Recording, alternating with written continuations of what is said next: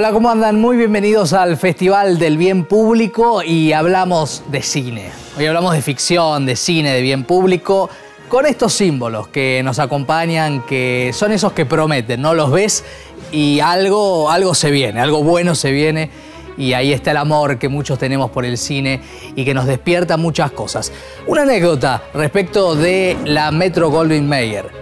Samuel Goldwyn, uno de los dueños de esa empresa que ha creado éxitos fundamentales de la historia del séptimo arte, le hicieron una pregunta muy concreta en un reportaje que quedó para la historia. ¿Qué mensaje quieren dar con las películas que hacen? Y él, socarronamente, dijo, para mensajes, el correo. Ese concepto del cine como entretenimiento puro, sin ningún subtexto, sin bajadas de línea, sin una mirada social, quizás, es el que llevaron adelante, que hoy decimos es el cine pochoclero, que tantas veces nos ha cobijado. Pero hay otra expresión del cine. Es el cine que se mete con lo social, con las historias de vida, que busca un poco más y se mete a veces con el bien público. En Argentina, larga tradición al respecto hay. Y un ejemplo que vamos a traer hoy para compartir con ustedes es la película de Juan Bautista Estañaro, Casas de Fuego.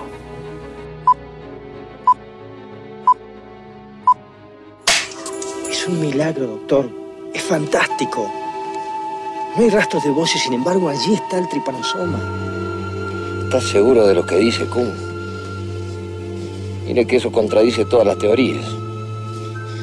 No, doctor, no hay error. No estaremos metiendo la pata, Kuhn. No, doctor, repetimos todas las pruebas.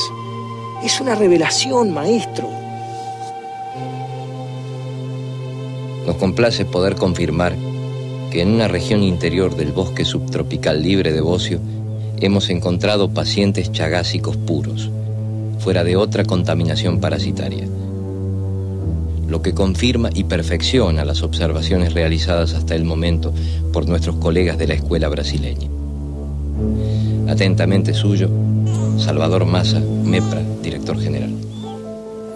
Una película central, y su director, Juan Bautista Estañaro, habló con nosotros de cómo fue decidir el tema, elegir, filmar, el después, el reconocimiento por haberle dado desde el cine visibilidad al tema del Chagas.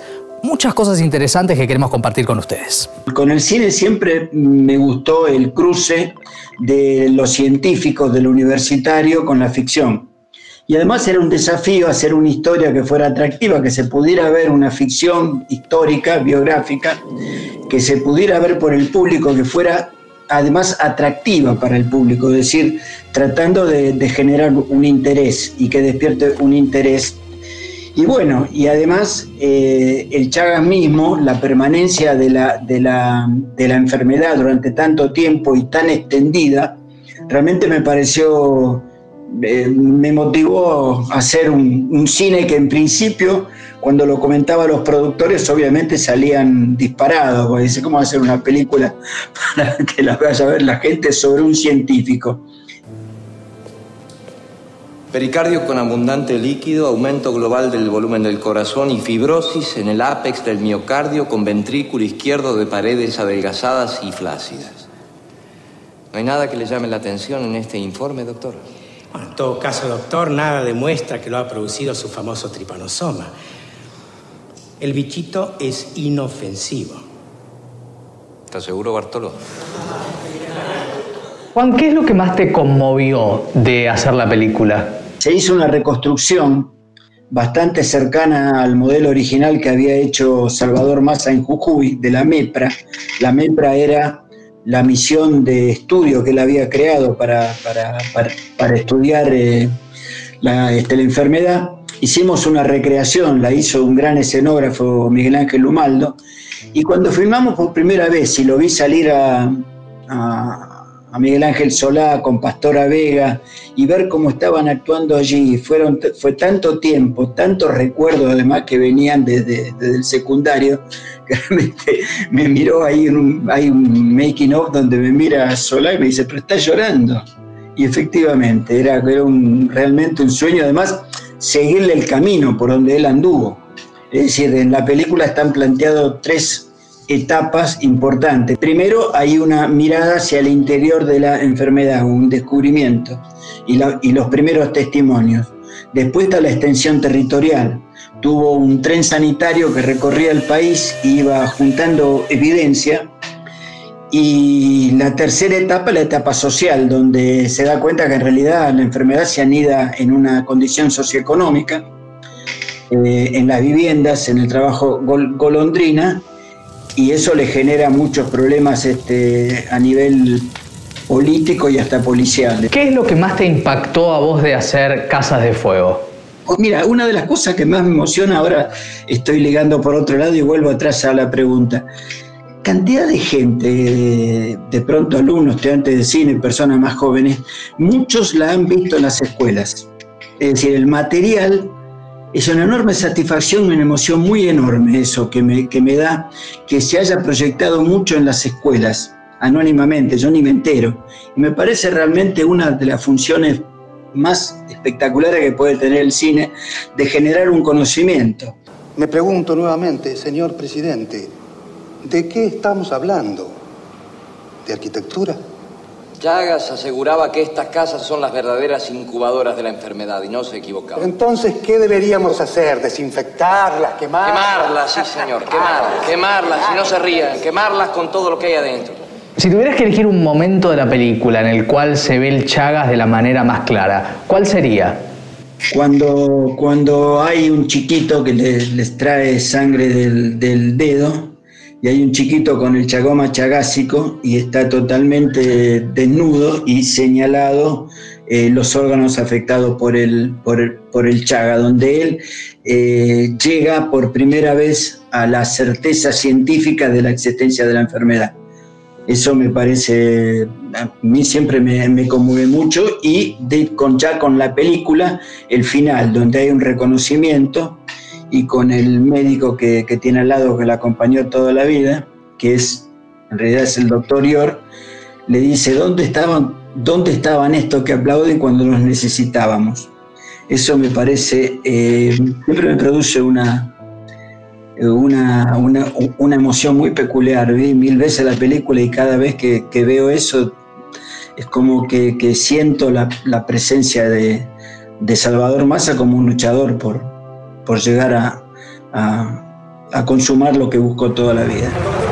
Una sonrisa, por favor. Se volete andare avanti, non portate il culo indietro. Che champone.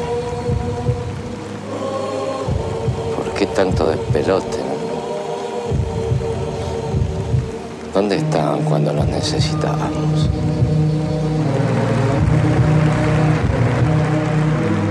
Bueno, y Estañaro cuenta muchas de estas cosas, evidentemente, que tienen que ver con Casas de Fuego.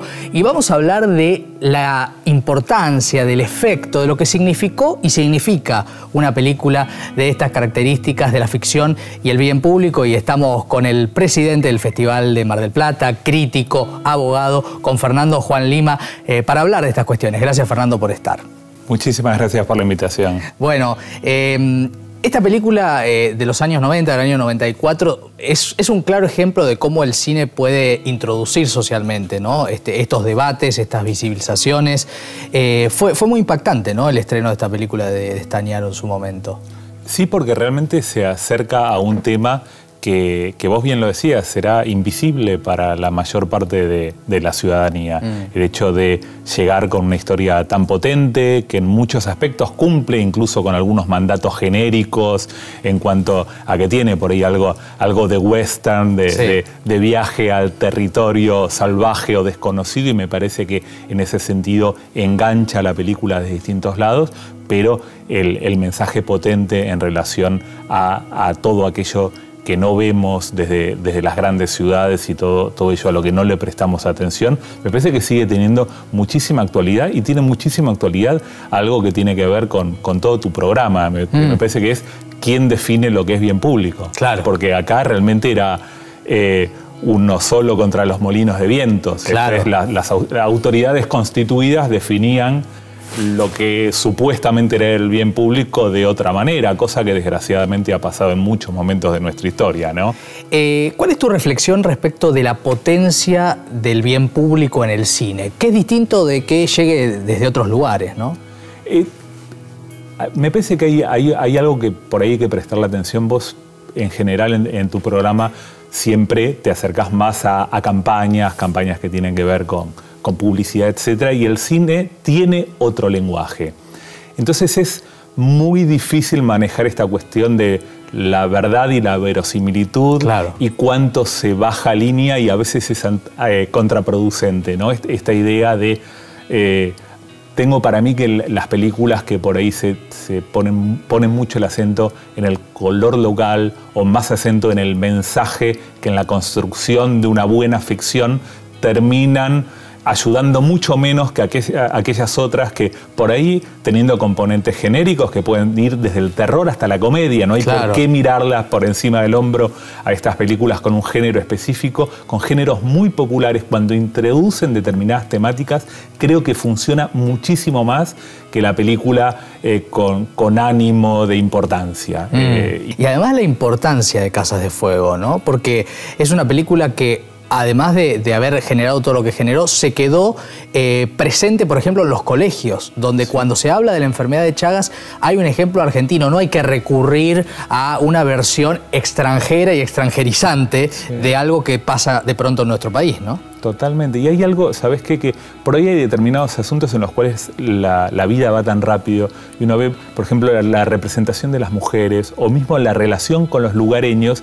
Hay cuestiones que por ahí hoy en día nos pueden hacer un poco de ruido, pero sin embargo hay algo que tiene un componente de verdad que es impresionante. Y yo tuve la suerte de estar allí en algún festival de cine de las alturas, Ventana Andina me parece que se llamaba en ese momento, que es la casa construida en volcán, que se hizo para filmar la película.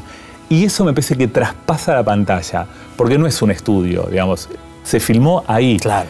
Y hay que estar ahí a 60 kilómetros de San Salvador, con la naturaleza de verdad. Me parece que hay una idea de respeto a lo que se está contando, de hacer como hacía Massa y meter los pies en el barro, que también transmite la película. Y ese componente de verdad sigue estando presente, y sigue estando presente aún hoy en Volcán, donde la casa medio en ruina sigue estando. Claro. Y en esas cosas me parece que es donde verdaderamente se transmite, y es impresionante lo que la gente del lugar sigue recordando de la vez que llegó el cine a filmar allí. La importancia del bien público en la ficción es una de las miradas sobre la enfermedad de Chagas. Pero también hablamos con Ruth Oño, que es diseñadora, que tiene Chagas y que utilizó todo esto para comunicar desde ese lugar. Escúchala. En el 2011 arranqué con la carrera de diseño gráfico. Justo ese mismo año, un pariente tenía que dar a luz y necesitaban dadores de sangre. Yo dije, bueno, vamos a donar sangre, ya que era mi primera oportunidad para donar. Se dio la oportunidad y a la semana me llegó una notificación de que tenía una enfermedad, no me decían cuál. Yo ya me había hecho una película tremenda diciendo, bueno, podría haber sido otra cosa, alguna enfermedad de transmisión sexual u otra enfermedad, ¿no? Cuestión que a la otra semana fui a hacerme un análisis nuevamente, dio positivo, y ahí me atendió una médica clínica y me dijo que tenía Chagas. El tratamiento no fue fácil. Obviamente todo esto lo tenía como algo oculto, ¿no? Nunca les comenté a mis compañeros, solamente sabían mis profesores que estaba transitando por ese tratamiento, pero no les decía que tenía Chagas, es como que estaba oculto, digamos, ¿no? Y en el último año había una materia que era proyectual, audiovisual, y ahí, bueno, se me prendió la lamparita y dije, ¿por qué no tocar el tema de Chagas? Ruth, ¿qué es lo que se puede explicar y expresar de mejor manera desde el diseño gráfico en vez de utilizar la palabra? Por lo menos en mi perspectiva como diseñadora, la idea es captar más que nada al público joven, ¿no? Que el público joven tiene una percepción bastante distinta a las publicidades y demás. Y la idea de que sea totalmente llamativo es que es como que te invite a hablar sobre la enfermedad, ¿no? Te doy un ejemplo de parte de mi familia. Estaba muy mal visto, es como que no se hablaba de eso, era como un tabú. Mirá. Es como que tuve familiares con Chagas que fallecieron por eso, y especialmente por mi tío que falleció ya hace 12 años más o menos.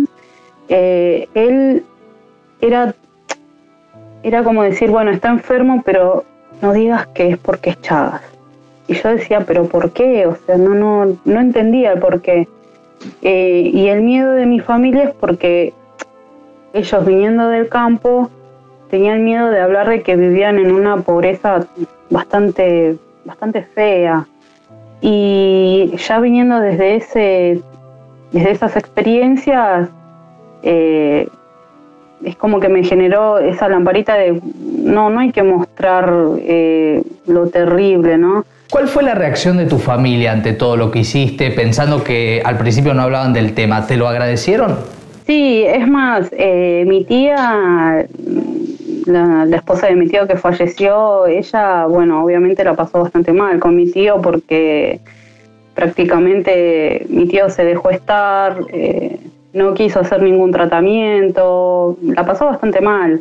Que me terminó agradeciendo de que en realidad si uno se ocupa de uno mismo puede tener otro camino mucho mejor, ¿no? Bueno, hermoso lo que hace Ruth, evidentemente, y la creatividad, ¿eh? Esto también es bien público. Pero vamos a hablar desde la perspectiva médica. La bióloga investigadora del CONICET, Mariana San Martino, nos cuenta más información respecto a la enfermedad de Chagas para meternos profundamente en este tema.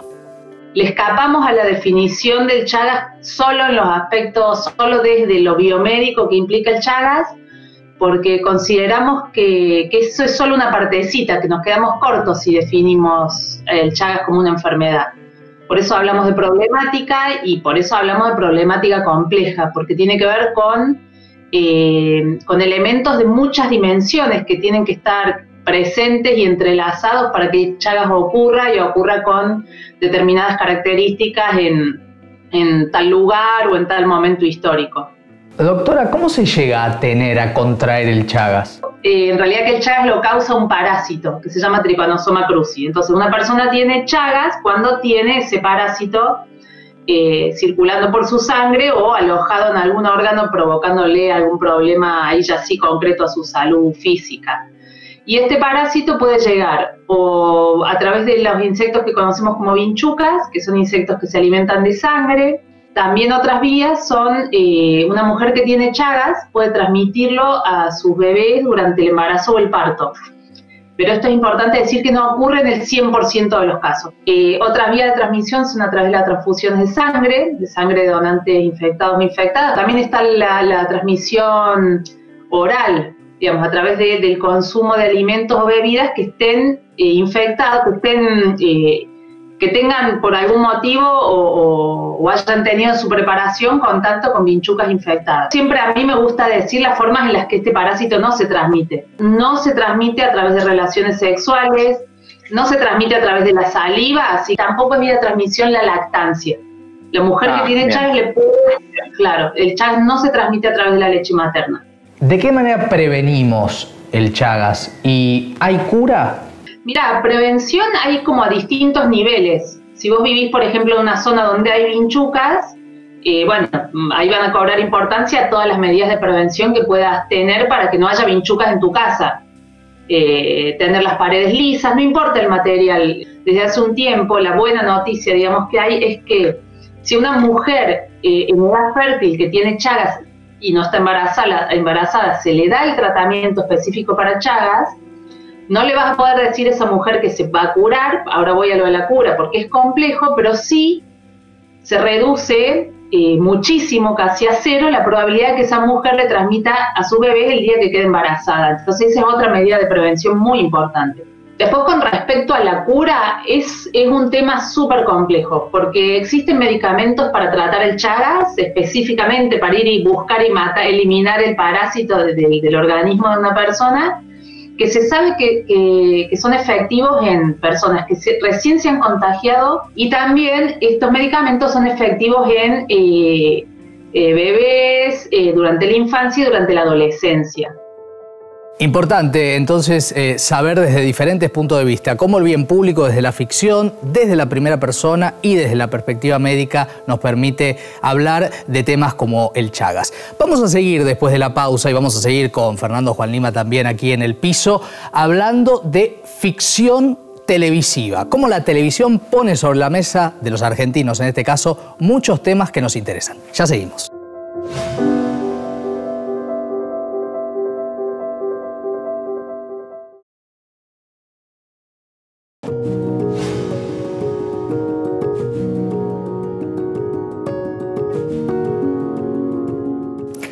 Muchas veces nos preguntamos si es la ficción la que imita la realidad, la que la supera o no. Siempre está ese debate. 100 días para enamorarse, desde un horario central en la televisión, habló de un montón de temáticas que se discutieron y se discuten en la sociedad argentina. Una manera de hacer bien público.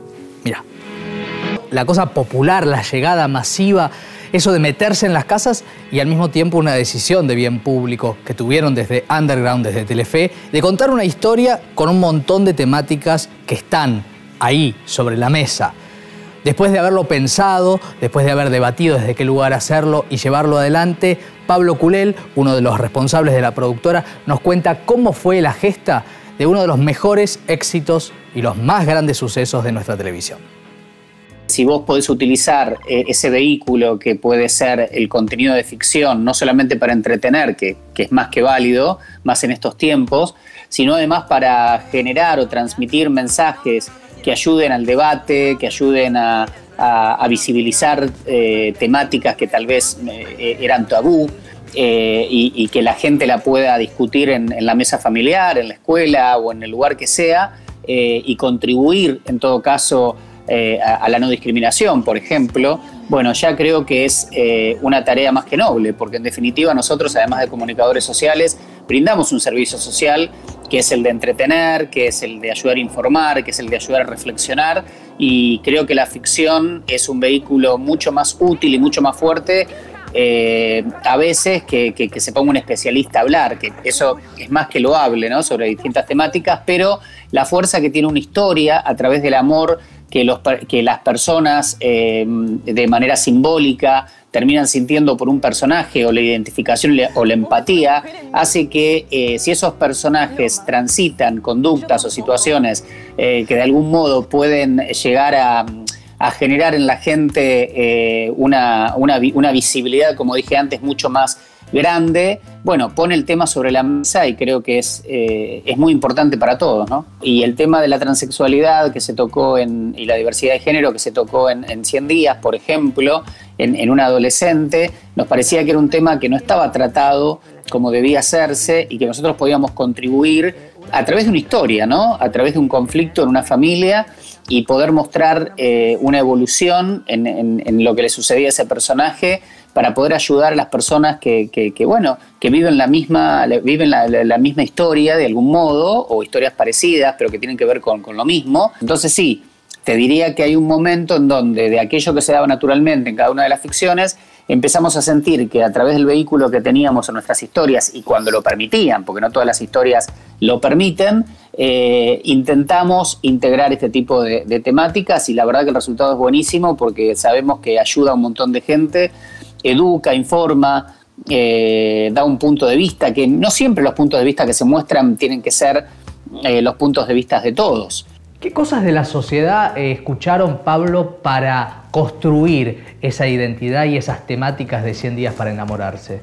Nosotros tuvimos el asesoramiento de la institución Familias Diversas, que nos ayudó muchísimo, al igual que psicólogos, psiquiatras, gente que conoce del tema, porque cuando vos te metés en estas cuestiones no podés tocar de taquito. Entonces el equipo de autores, Silvina Fred, que es Alejandro Quesada, Ernesto Koroski, además de Sebastián Ortega, por supuesto, yo y todo el equipo, y hasta los actores mismos, Nancy Duplá, Maite Lanata, todos los que tuvieron que ver con esa historia, tuvimos prácticamente clases para realmente entender mejor la problemática. Hablamos con gente que había vivenciado esto, y de hecho participaron del programa Jóvenes Trans, Y bueno, creo que eso fue maravilloso, ¿no? Y bueno, creo que el trabajo de Maite fue tan comprometido y tan maravilloso que logró ese verosímil que necesitábamos, ¿no? En ella y en todos los personajes. Lo sentíamos en las redes sociales, lo sentíamos en la calle, sentíamos la gente que te venía a agradecer por tocar esas temáticas y porque ayudaba a mucha gente que tal vez no podía transmitirlo a su familia o en la escuela. Entonces creemos que, bueno, eso la verdad que nos llenó de orgullo, nos dio muchísima alegría, porque ya con que a una persona vos de algún modo la ayudes a cambiar una vida que tal vez la está padeciendo cuando no tendría por qué, tendría solo que disfrutar lo que siente ser. Bueno, con ese personaje creo que se logró eso, como con muchas otras historias, y la verdad que ahí está logrado el objetivo, ¿no? La diversidad de género, los vientres subrogados, las diferentes formas de maternidad las contó Pequeña Victoria, otra ficción vinculada al bien público. Mira. Existir porque antes Underground hizo 100 días para enamorarse. Si bien la historia yo ya la tenía de antes y porque había estado pensada para afuera, yo creo que pudo tener aire en un canal en un canal de televisión abierta y en una tira diaria, porque teníamos ese hermoso y enorme antecedente, ¿no?, que nos dejó Underground.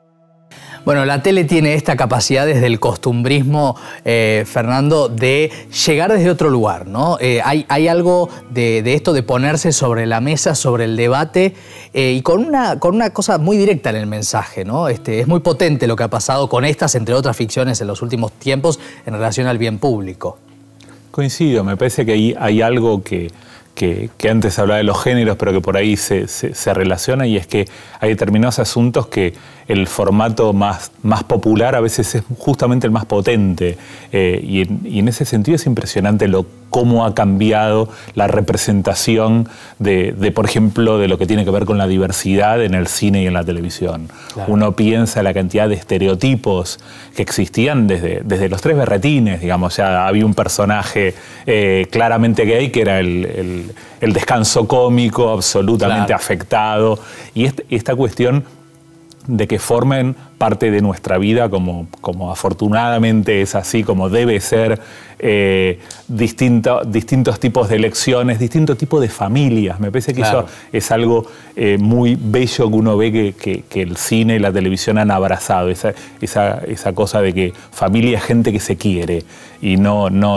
poner tanto en cuestión la genitalidad, y así todo. Hay muchas ficciones que necesitan poner como tema ese supuesto tabú, problema, o como quiera llamarlo cada uno. Me parece que vamos hacia una televisión mucho más libre, mucho más corrida de esas discusiones. Lo digo desde alguien que no ve demasiada televisión, te diría pero que tiene general, el ojo amaestrado y afilado. Pero ha pasado en nuestro cine. Realmente lo que uno ve en el cine actual, y uno ve películas como el documental Malva, como Breve Historia del Planeta Verde, el cambio que ha habido desde Otra Historia de Amor y Adiós Roberto a la representación de la diversidad hoy en día, habla de un grado de comprensión, de compartir, de empatizar y tomar conciencia que es una cuestión de todos, no es una cuestión de minorías. Sí, hay una cosa interesante que dice Pablo Culel en la charla que veíamos hace un ratito, que tiene que ver con que para ellos lo importante era plantear preguntas, y que ese debate que se da en las familias respecto, por ejemplo, al personaje de Maite Lanata, Juani, que hay un cambio de género, se dé también en la ficción. Que no haya una bajada. Digo, que la televisión no nos diga cómo tenemos que ser y pensar, sino que plantee lo que está pasando en la sociedad. Me parece que es la mejor manera de respetar al público. En general, cuando te tratan de imponer algo, es el peor de los caminos. Y en este sentido es esta cuestión, esta tensión permanente de desde dónde nos creemos con derecho de decirle a alguien cómo tiene que llevar adelante su vida. Y me parece que esto es una cuestión que de una u otra manera, en la ficción o en la realidad, en la mesa de café, lo estamos discutiendo constantemente. Y está bien que así sea. Me parece que nos debemos esa discusión, porque en ese debate están las respuestas a mucho de otras cuestiones. Y esa cuestión de decir, puedo no compartir tu visión o tu respuesta a esta pregunta, pero esa respuesta la das solo vos. Y yo no tengo derecho a meterme. Claro, sí, y además la potencia de lo masivo que tiene la tele, esto que es tan interesante, como estas ficciones como caja de resonancia de lo que pasa socialmente. Y vamos a seguir hablando de ficción y de bien público porque nos apasiona además y porque tenemos a alguien que sabe muchísimo. Y después del corte, un festival que habla de una problemática de la cual ya hemos tocado aquí en el programa, que tiene que ver con la inmigración, el Festival Cine Migrante. Después de la pausa, revelaciones que hace también el Séptimo Arte. Ya seguimos.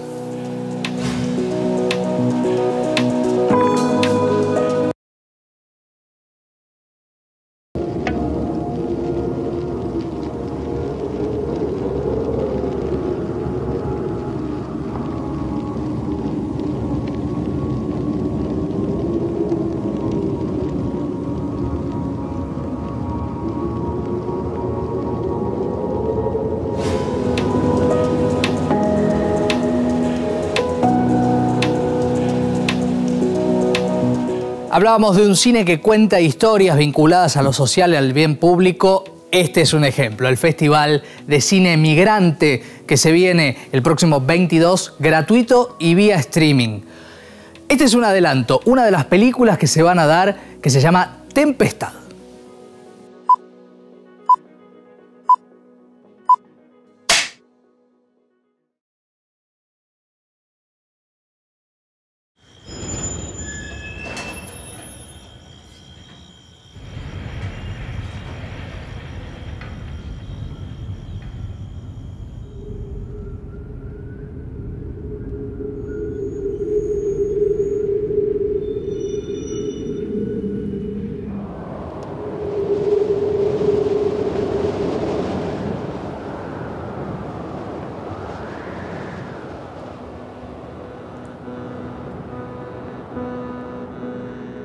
¿Usted es Miriam Carvajal Yescas? Sí.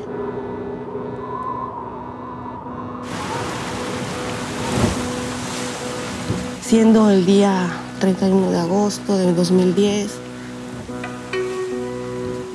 por falta de elementos, queda en absoluta libertad.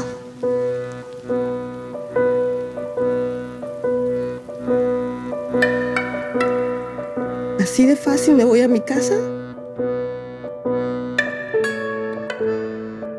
Con todos los muertos, con todo el dolor.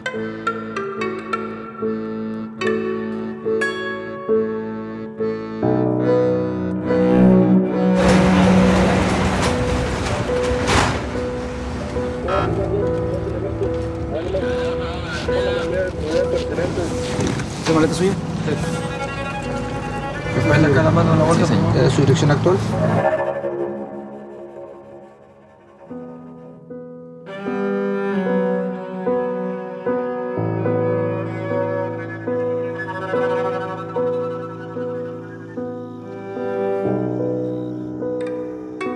Han pasado ya varios años de buscar a mi hija y estamos amenazados de muerte. Sabemos que se la llevaron hijos de judiciales. Y a estas alturas de la vida, de la situación, no tengo miedo. Fuerte, ¿no? Pienso en la potencia que tienen estos festivales de dar visibilidad a temáticas que no están en la diaria, que se desconocen y que son muy, muy duras. Ahí la fuerza, la potencia de un festival como Cine Migrante, que vos, bueno, cubriste muchas veces también, ¿no? Sí, sí, y aparte realmente nos acerca a cinematografía, a temas y a cinematografías que en general no vemos. Claro. Porque incluso son temáticas que, si están planteadas desde un determinado lugar, claramente están atravesadas por una cierta mirada. Claro, seguro. Estoy pensando, bueno, el tema de México y la cantidad de la cantidad de películas que hay en torno a la frontera, la cantidad de desapariciones que hay casi cotidianamente, que es impresionante. Y una vez más, la mirada. Estoy pensando en, por ejemplo, una película que me gusta bastante poco como Babel. Sí, de Iñárritu, una película muy famosa. Es la parte que sucede en la frontera, esa cosa que por ahí tiene que ver más con la explotación y con esa cuestión de, lejos de comprometerse con el tema, usarlo como golpe bajo para otras cuestiones. Y esta cuestión de la mirada, de ponerse en los ojos de quienes viven esas vidas, es algo que tiene el Festival de Cine Migrante, y que justamente nos hace experimentar desde otro lado. Es otro lado que nos obliga a comprometernos, no es esas películas que uno se indigna por un momento y vuelve a su casa. Claro, y después que cenamos. Exactamente. Claro. Me parece que en eso es muy importante esa labor y la curaduría que hay en festivales como este. Sí, incluso la curaduría que lleva a conocer esas realidades que no se conocen muchas veces ni por los diarios ni por otros medios de comunicación, y que dan cuenta de una complejidad de escala humana, ¿no? Volver a la escala humana de lo que muchas veces vemos en las estadísticas, ¿no? Sí, por supuesto, y en cada país la cantidad de temáticas diversas que desconocemos totalmente, me parece que realmente uno se sorprende, en muchos casos para mal, pero también me parece que eso es otra cosa buena que por ahí está bueno en este tipo de selecciones, que no solo está visto la problemática del migrante en tanto migrante, sino que es una persona con una vida. Y parece una obviedad, pero no muchas veces esto sucede, porque se pone solo el tema por delante y en cierta medida se transforma en objeto quien debiera ser el protagonista. Claro. Y en este sentido, encontrarse con películas, no sé, como Lina de Lima, me refiero a esta cosa de que alguien que tiene una problemática ligada a la migración, pero tiene una familia, tiene deseo, tiene ganas de vivir en un montón de otros sentidos. Me parece que justamente lo que permiten estas miradas que se superponen es darle mayor profundidad y no quedarnos solamente en la tapa del diario. Seguro, seguro. Y llegar, como en este tráiler, a emocionarse, porque a mí personalmente me emocionó desde la primera vez que vi este tráiler de Tempestad. Hablamos con Florencia Masadi, la directora del Festival Cine Migrante, que nos adelantó un poquito de qué va a ir esta edición que comienza el 22 de este mes y hasta el 29 se hace online y gratuitamente. Así que a no perdérsela, nos adelantaba muchas cosas y además nos cuenta también de una mujer muy singular que conoció y que vale la pena que nosotros sepamos de ella. Florencia Masadi. Hay una película muy interesante de un director de Lesoto que se llama Lemona Jeremiah Mosese, que se llama Mother, I Am Suffocating, This is my last film about you. El haber nacido en espacios territoriales colonizados o conquistados muchas veces trae a esa contradicción entre la identidad que uno va forjándose en el lugar en donde va viviendo y al mismo tiempo la necesidad imperiosa de salir por condiciones de vida imposibles, ¿no? Hay otra película que a mí me parece notable de una directora que admiro muchísimo, se llama Tatiana Hueso, que se llama Tempestad, que justamente habla del lugar, diríamos que ocupa México como estado, ¿no? Como último estado de lo migratorio hacia los Estados Unidos y principalmente la situación de las mujeres, ¿no? En México, habitando también mucho lo que es Ciudad de Juárez, que es uno de los lugares más peligrosos para las mujeres, sobre todo en el tránsito migratorio. ¿Así de fácil me voy a mi casa? Y en algún punto creo que también como una de esas así como películas que marcan un antes y un después, y sobre todo también teniendo en cuenta lo que estamos viviendo hoy, hay una película de Raúl Peck que se llama I Am Not Your Negro. The story of the Negro in America is the story of America. Es un recorrido sobre una de las obras más importantes de James Baldwin y que creo que instala también un lugar muy importante para pensar lo migratorio. De toda la gente que fuiste conociendo a lo largo de estos 10 años de cine migrante, ¿qué historias, qué personajes te conmovieron más? Y puedo contarte de alguien que admiro muchísimo, que es una mujer muy peleadora que se llama Elena Maleno, que ella recientemente acaba de sacar un libro, es una defensora de derechos humanos que trabaja en el mar Mediterráneo, en la frontera en Ceuta y Melilla, y que su labor es una labor realmente de una magnitud enorme. Ella concretamente intenta que los barcos que cruzan desde África, diríamos desde el norte de África hacia España, no queden en el medio del mar y se hundan. Yo la he visto al lado mío, porque el festival se hace también en España, recibir llamados a las 4, a las 5 de la mañana de personas que están en el medio del mar, diciéndole somos 50 personas, somos 200 personas, estamos acá, y ella tratando de establecer las coordenadas geográficas. Y para ella, en alguna forma, la frontera nunca ha sido un lugar de diferencia entre lado y lado, siempre se ha sentido parte de esa unidad geográfica. Y creo que, bueno, su historia de vida es una historia muy importante para rescatar. Bueno, Florencia Massadi cuenta que, por más que conoce muchos casos, se sigue conmoviendo, ¿no?, con historias. ¿Qué te ha impactado de lo que has visto en torno a la temática de la inmigración a través del cine, Fernando?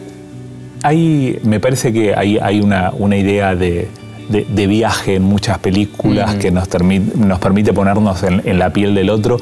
Hay un director que me gusta mucho, que es Afonso Uchoa, un brasileño, el de 7 días en mayo, uno de los directores de Arabia. Y en esta edición del Festival de Cine Migrante se da A Vicinanza do Tigre, ponele, la pronunciación puede variar, que está buenísima, y es impresionante lo que pasa en ese país que es un continente. La cantidad de migraciones internas, persecuciones, discriminaciones por distinto tipo de cuestiones que uno realmente creo que conoce solo la punta del iceberg. Digo, para acercarse a su cine, me parece que lo tenemos tan cerca a Brasil y conocemos tanto. Y su cine es muy interesante, como ha ido anticipando muchas de las cosas terribles que han ido sucediendo en el último tiempo. Totalmente. Del 22 al 29 se hace esta nueva edición del Festival de Cine Migrante, gratuita a través de la web, naturalmente por la pandemia, y la verdad es que hoy nos encantó poder hablar de ficción y bien público con tu presencia, Fernando. Muchísimas gracias por haber estado, un placer. Muchísimas gracias a vos. Bueno, la semana que viene volvemos desde diferentes improntas que tienen que ver con el bien público para pensar juntos, para ver qué se puede hacer desde la mejor creatividad del mundo para mejorar nuestras vidas. Gracias, hasta la semana que viene.